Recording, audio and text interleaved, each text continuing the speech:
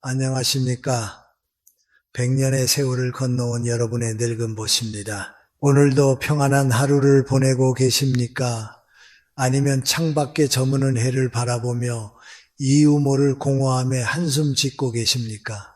저는 오늘 우리가 늙어가며 겪게 되는 가장 아프지만 반드시 직면해야 할 진실에 대해 이야기 나누고자 합니다. 잠시 눈을 감고 지난 주말 가족들과 함께 했던 식사 자리를 떠올려 보십시오.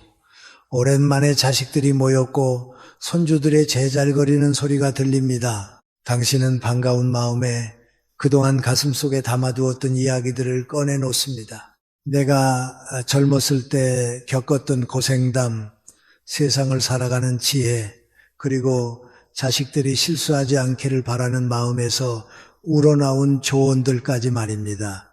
그런데 이상합니다. 나는 열정을 다해 이야기하고 있는데 식탁 위의 공기는 점점 차가워집니다. 아들의 눈동자는 내 눈이 아닌 식탁 위 반찬 어딘가를 멍하니 응시하고 있고 며느리는 슬그머니 시계를 쳐다봅니다. 손주 녀석은 이미 스마트폰 화면 속으로 들어가 버린 지 오래입니다. 당신의 말은 허공을 맴돌다 그 누구의 가슴에도 닿지 못하고 바닥으로 툭 떨어져 버립니다. 그 순간 가슴 한구석에서 서늘한 바람이 불어오지 않습니까? 아, 내 말이 이제는 저들에게 들리지 않는구나. 혹은 내가 이 집안에서 투명인간이 되어가는 건가 하는 서글픈 깨달은 말입니다. 참으로 야속한 일입니다. 30년, 40년 전만 해도 당신의 말 한마디는 집안을 움직이는 법이었고 당신의 기침소리 하나에 온 가족이 숨을 죽였습니다. 그때 우리의 말은 태산처럼 무거웠고 바위처럼 단단했습니다. 그런데 언제부터인가 우리의 말은 깃털보다 가벼워졌습니다. 아니, 가벼워진 것을 넘어 자식들에게는 피하고 싶은 소음이 되어버린 것은 아닐까요? 많은 분들이 이 지점에서 분노하거나 서운해합니다. 내가 누구 덕분에 이렇게 컸는데 부모가 말하면 들어야지 라며 섭섭함을 토로합니다. 하지만 친구요, 가만히 가슴에 손을 얹고 생각해 봅시다. 우리가 나이 60을 넘기고 70을 바라보며 자꾸만 말이 많아지는 진짜 이유가 무엇입니까? 그것은 단순히 자식들을 가르치고 싶어서가 아닙니다. 사실 우리는 두려운 것입니다. 내가 더 이상 이 사회의 주역이 아니라는 사실, 내 육체와 정신이 예전 같지 않다는 상실감, 그리고 언젠가 다가올 영원한 침묵에 대한 공포가 우리 입을 열게 만드는 것입니다. 말을 계속함으로써 나 아직 여기 살아있다. 나 아직 쓸모있는 사람이다. 라고 세상에 소리치고 싶은 것입니다. 저 역시 그랬습니다. 100년을 살다 보니 저라고 왜 그런 시기가 없었겠습니까? 이른이 넘어가던 어느 날 저도 모르게 자식들에게 똑같은 훈계를 반복하고 있는 제 자신을 발견했습니다. 자식들을 위한다는 명분이었지만 깊이 들여다보니 그것은 잊혀지는 것에 대한 저항이었습니다. 나의 존재감이 희미해지는 것을 견딜 수 없어 말이라도 많이 해서 그 빈 공간을 채우려 했던 것입니다. 참으로 어리석고 안쓰러운 몸부림이었습니다. 하지만 뼈아픈 진실은 이것입니다. 우리가 두려움을 감추기 위해 쏟아내는 그 많은 말들이 오히려 우리를 더 고립시키고 있습니다. 빈 깡통이 요란하다는 옛말처럼 내용 없이 반복되는 말들은 우리의 품격을 갉아먹습니다. 사랑하는 자식들과 진정으로 연결되고 싶으십니까? 존경받는 어른으로 남고 싶으십니까? 그렇다면 우리는 지금 당장 이 서글픈 악순환을 멈춰야 합니다. 입을 여는 대신 귀를 열어야 할 때가 왔음을 인정해야 합니다. 오늘 저는 여러분과 함께 왜 우리의 말이 가벼워졌는지, 그리고 어떻게 해야 다시금 그 말에 삶의 무게와 향기를 담을 수 있는지 그 깊은 원인을 찾아 떠나보려 합니다. 자존심은 잠시 내려놓으시고 저와 함께 마음의 거울을 들여다보시지요.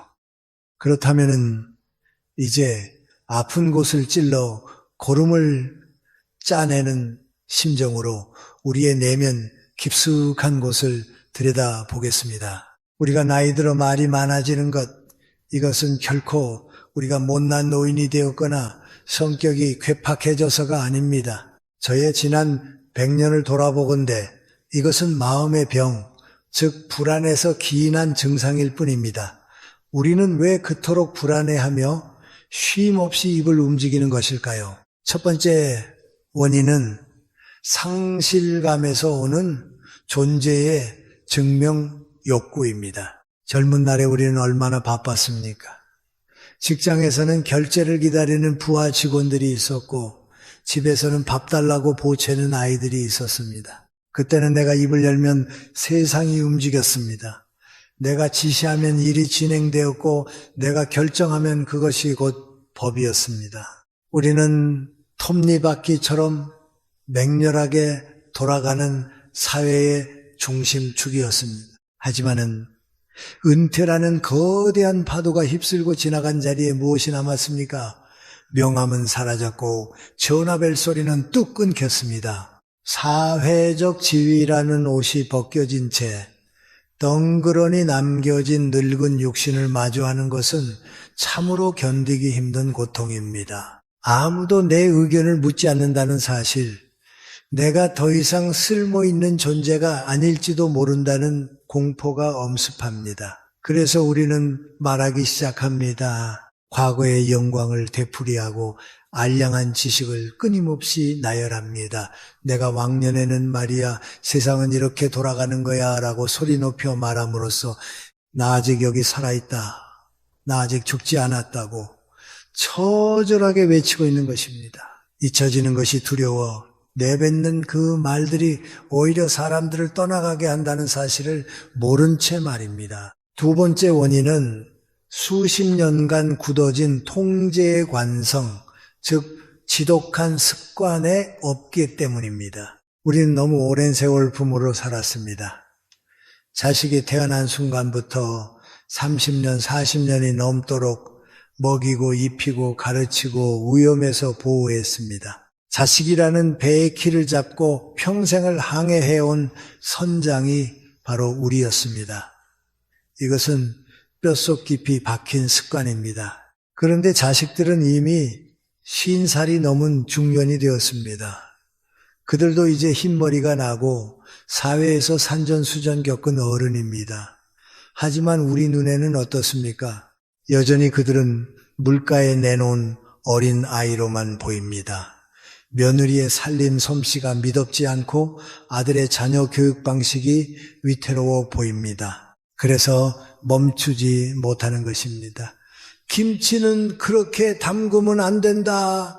돈 관리는 그렇게 하는 게 아니다. 이미 독립하여 자신만의 우주를 꾸린 자식들에게 우리는 여전히 선장 노릇을 하려 합니다. 이것은 사랑이라는 이름으로 포장된 집착이며 비움과 내려놓음을 실천하지 못한 우리의 어리석음입니다. 시대는 변했는데 낡은 항해지도를 들고 훈수를 두고 있으니 자식들에게는 그것이 지혜가 아니라 간섭이자 소음으로 들릴 뿐입니다. 마지막 세 번째, 그리고 가장 깊은 원인은 바로 고독에 대한 공포입니다.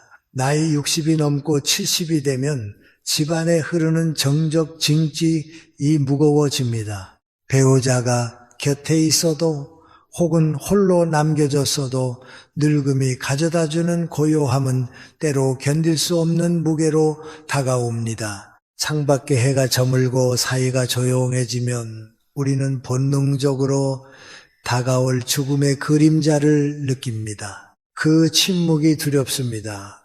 그 텅 빈 공간과 마주하는 것이 무섭습니다. 내면의 소리를 듣는 것이 익숙하지 않기 때문입니다. 그래서 우리는 그 침묵을 깨부수기 위해 텔레비전을 하루 종일 크게 틀어놓거나 누군가를 붙잡고 끊임없이 말을 쏟아냅니다. 심지어 혼잣말을 하기도 합니다. 입을 다무는 순간 밀려오는 공허함과 쓸쓸함을 마주할 용기가 없기에 우리는 소음 속으로 도망치는 것입니다.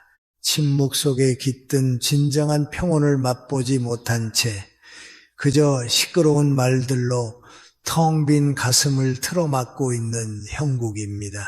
벗이요. 인정하는 것이 아픕니까? 저도 압니다.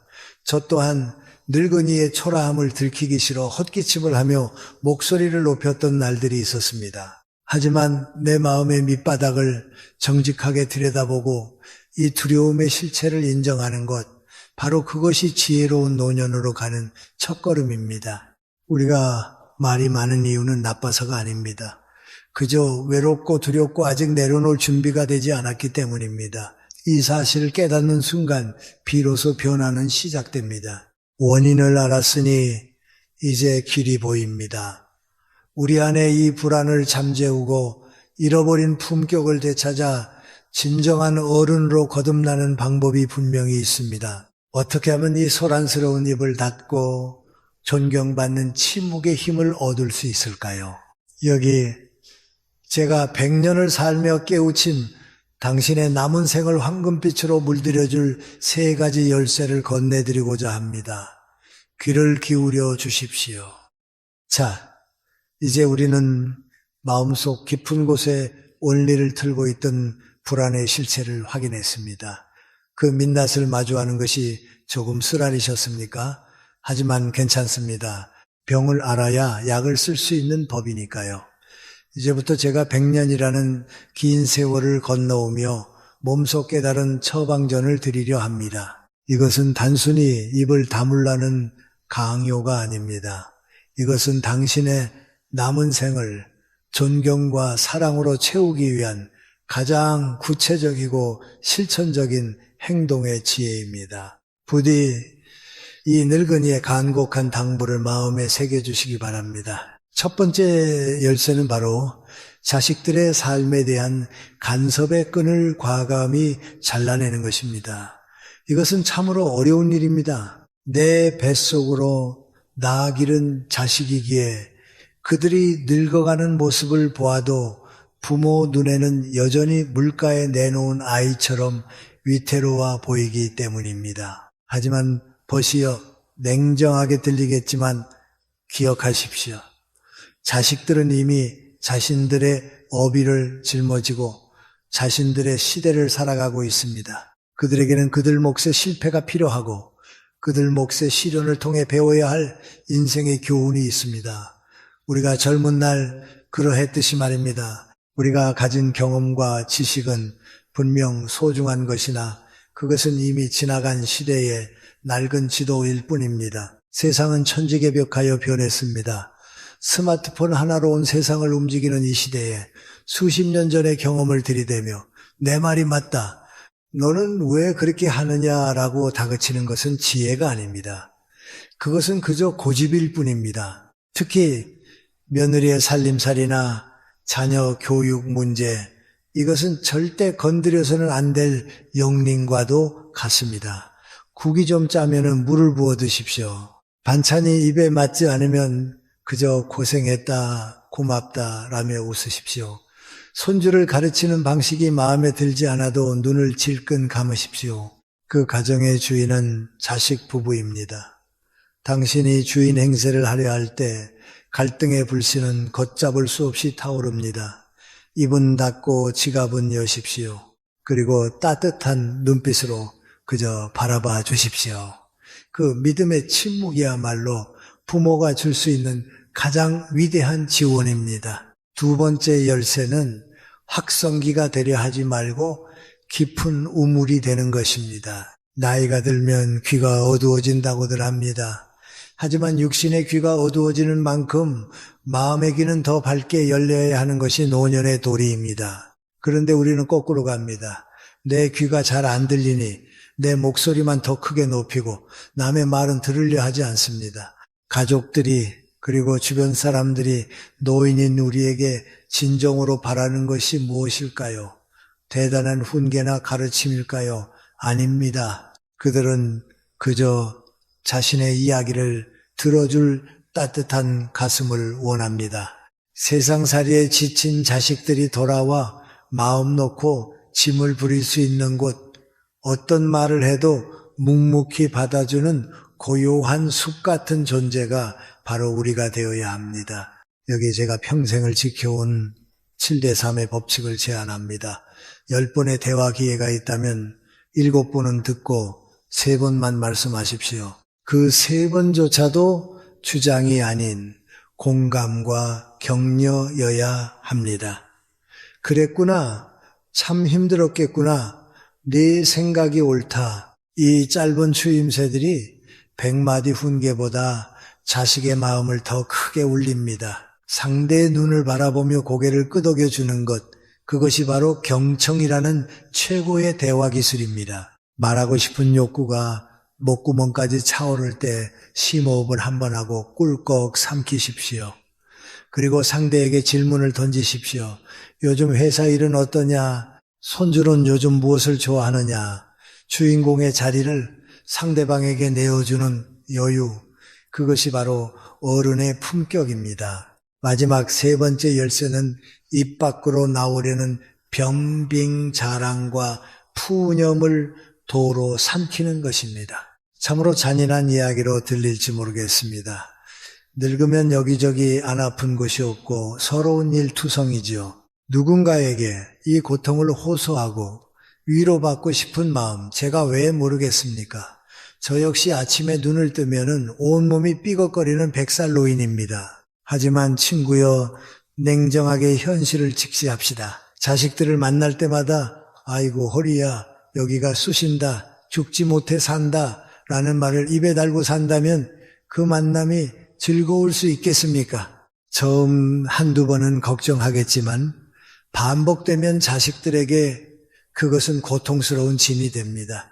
만나러 가는 길이 도살장 끌려가는 소처럼 무거워집니다. 우리의 통증은 의사가 고칠 일이지 자식에게 하소연한다고 낫는 것이 아닙니다. 오히려 당신이 뿜어내는 그 부정적인 에너지는 사랑하는 사람들을 당신 곁에서 밀어내는 가장 강력한 독이 됩니다. 자식들이 찾아왔을 때는 아픈 이야기는 접어두십시오. 대신 맑은 하늘에 대해 이야기하고 뜰에 핀 꽃의 아름다움에 대해 말하십시오. 혹은 그윽한 차 한 잔을 나누며 그저 미소 지으십시오. 나는 잘 지내고 있다. 너희들 얼굴 보니 참 좋다. 이 긍정의 한마디가 자식들에게는 천금 같은 안도감을 줍니다. 당신이 평온해야 자식들도 마음 편히 자신들의 삶을 살아갈 수 있습니다.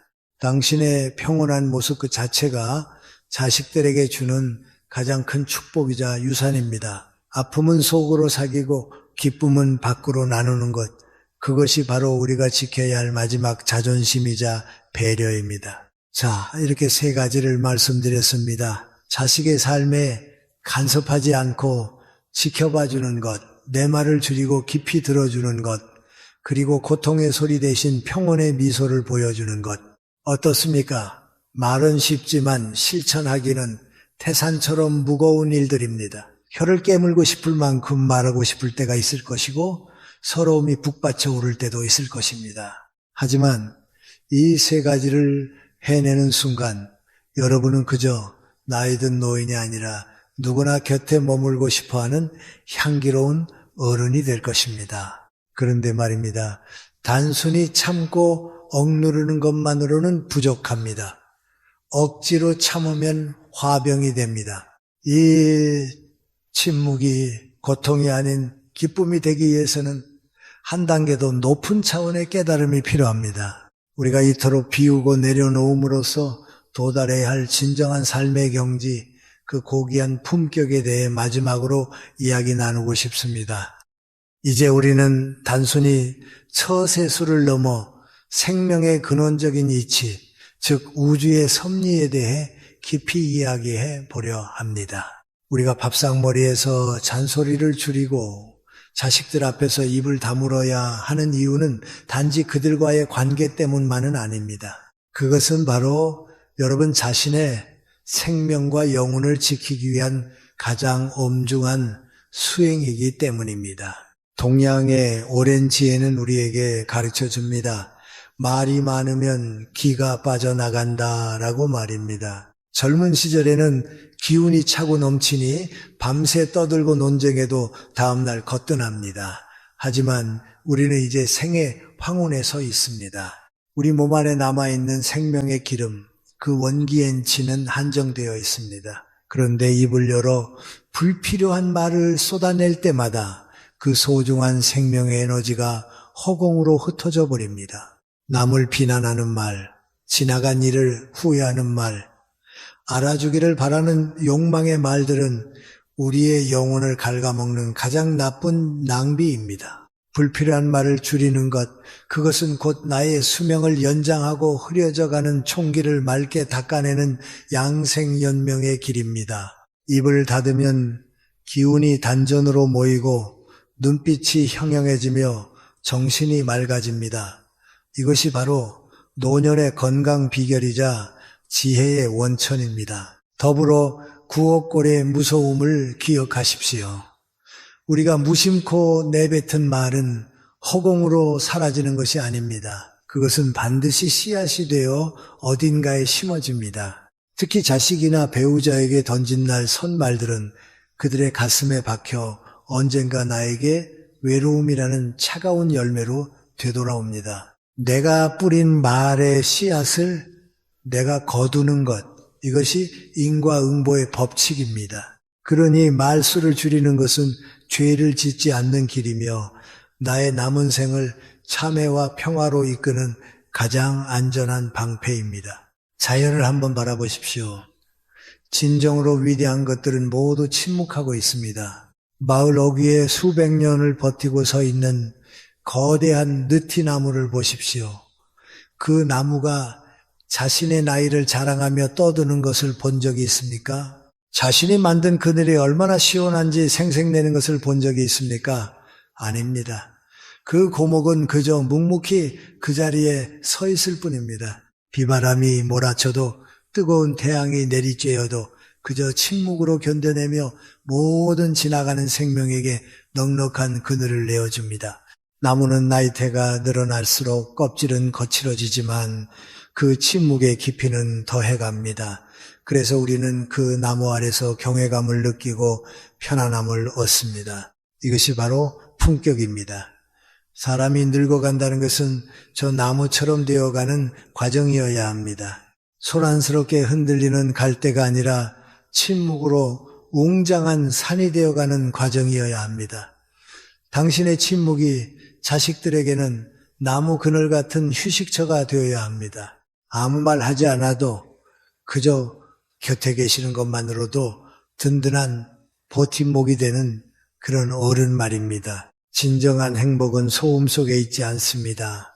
행복은 고요함, 즉 정적 징지 속에 숨어 있습니다. 우리가 그토록 찾아 헤매던 평온비는 입을 닫고 내면의 소란을 잠재울 때 비로소 찾아옵니다. 하루 종일 떠들고 나면은 남는 것은 공허함 뿐이지만 하루를 침묵으로 보내고 나면은 우리는 비로소 새 소리를 듣게 되고 바람이 나뭇잎을 스치는 소리를 듣게 됩니다. 그리고 마침내 내 가슴 깊은 곳에서 울려 나오는 진정한 나 자신의 목소리를 듣게 됩니다. 아, 내가 참 열심히 살았구나. 이제 좀 쉬어도 되는구나. 이 깨달음은 오직 고요한 침묵 속에서만 찾아오는 선물입니다. 돈으로도 살 수 없고 자식들이 가져다 줄 수도 없는 오직 당신 스스로가 입을 닫음으로써만 열 수 있는 내면의 천국입니다. 늙음이 주는 축복은 바로 이 고요함을 즐길 수 있는 특권입니다. 세상의 시끄러운 시비에서 한 발짝 물러나 관조하고 미소 짓는 여유, 이것이야말로 신이 노년에게 선물한 최고의 행복이 아니겠습니까? 그러니 부디 두려워 마십시오. 침묵은 단절이 아니라 더 깊고 넓은 세계로 나아가는 문입니다. 좁은 농달샘에서 시끄럽게 졸졸거리는 물소리는 이제 그칠 때가 되었습니다. 인생이라는 긴 강물도 마찬가지입니다. 저 산골짜기 좁은 계곡에서 시작된 물줄기는 바위에 부딪히며 요란한 소리를 냅니다.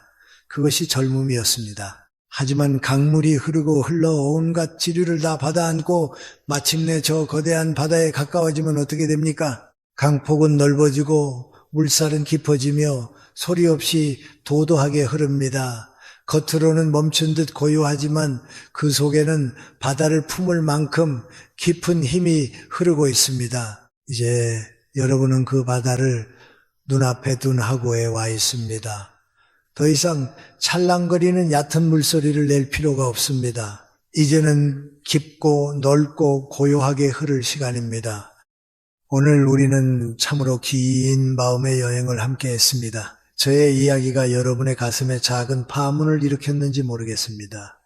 혹여나 이 늙은이의 직설적인 조언이 여러분의 아픈 곳을 건드려 불편하지는 않으셨는지요. 하지만 부디 이 모든 이야기가 동시대를 살아가는 벗으로서 여러분이 남은 생을 조금 더 가볍고 자유롭게 사시길 바라는 저의 간절한 기도임을 알아주셨으면 합니다. 이제 마지막으로 오늘 나눈 모든 이야기의 정수징수를 하나로 모아 여러분의 손에 쥐어드리고자 합니다. 이 문장을 가슴 깊이 새겨주십시오. 침묵은 금진이라 했습니다. 그러나 침묵 위에 피어나는 미소는 다이아몬드입니다. 우리가 입을 닫는 것은 세상과의 단절을 의미하는 것이 아닙니다. 그것은 내면의 소란을 잠재우는 수양의 과정입니다. 하지만 단순히 입만 꾹 다물고 무뚝뚝한 표정으로 앉아있다면 그것은 또 다른 형태의 시위이자 고집일 뿐입니다. 가족들은 그 침묵을 무서워할 것이고 집안의 공기는 더욱 차가워질 것입니다. 진정한 완성은 그 침묵 끝에 매달리는 온화한 미소에 있습니다. 입은 무겁게 닫혀있되 눈가와 입가에는 따스한 봄햇살 같은 미소가 머물러야 합니다. 자식들이 무슨 이야기를 하든 설령 그것이 내 마음에 들지 않더라도 그저 빙그레 웃어주십시오. 그 미소 속에 나는 너를 믿는다. 너는 내게 소중한 존재다. 나는 지금 평안하다. 라는 100마디 말보다 더 큰 메시지가 담겨 있습니다. 이것이 바로 나이듦이 보여줄 수 있는 최고의 아름다움이자 그 누구도 범접할 수 없는 품격입니다. 말로 가르치려 들면 꼰대가 되지만은 미소로 품어주면 성인 서른이 되는 것입니다. 사랑하는 벗이요. 저는 여러분께 거창한 수행을 권하는 것이 아닙니다. 당장 내일, 아니 오늘 저녁부터 작은 실험을 시작해 보십시오. 스스로 무건모의 시간을 정해 보십시오. 하고 싶은 말이 목구멍까지 차오를 때마다 깊은 숨을 한번 들이마시고 그 말을 꿀꺽 삼켜 보십시오. 그리고 그 빈자리를 따뜻한 눈빛으로 채워보십시오. 처음에는 답답할 것입니다. 속이 터질 것 같을지도 모릅니다. 하지만 하루가 지나고 이틀이 지나면 놀라운 기적을 경험하게 될 것입니다. 우선 여러분의 마음이 깃털처럼 가벼워짐을 느낄 것입니다. 누군가를 통제하고 바꾸려던 욕심을 내려놓으니 마음의 짐도 함께 사라지는 것입니다. 에너지가 밖으로 새어나가지 않으니 몸에 활력이 돌고 밤에는 더 깊은 잠을 자게 될 것입니다. 그리고 더 놀라운 변화는 여러분의 밖에서 일어날 것입니다. 여러분이 입을 닫고 온화하게 미소 짓는 순간 멀어졌던 자식들과 손주들이 슬금슬금 여러분 곁으로 다가올 것입니다. 마치 향기로운 꽃나무 아래 나비와 벌이 모여들듯 말입니다. 그들은 여러분의 침묵 안에서 편안함을 느끼고 여러분의 미소 안에서 위로를 얻으려 할 것입니다. 그때 비로소 여러분은 가정의 짐이 아니라 지친 가족들이 기대어 쉴 수 있는 든든한 안식처가 되는 것입니다. 100년을 살아보니 알겠습니다. 행복은 내가 목청 높여 소리친다고 해서 얻어지는 것이 아닙니다. 내가 나를 낮추고 비워낼 때 그 빈 공간으로 조용히 걸어 들어오는 손님과도 같은 것입니다. 두려워하지 마십시오. 여러분은 이미 충분히 지혜롭고 충분히 강인한 사람들입니다. 지난 수십 년의 세월을 견뎌낸 여러분의 주름진 얼굴은 그 자체로 한 권의 위대한 역사책입니다. 굳이 말로 설명하지 않아도 여러분의 존재만으로도 충분히 빛나고 가치 있습니다. 그러니 이제는 애써 증명하려 하지 말고 그저 고요하게 존재하십시오. 저무는 노을이 아름다운 이유는 세상을 불태울 듯 뜨거웠던 태양이 자신의 열기를 식히고 부드러운 빛으로 온 세상을 감싸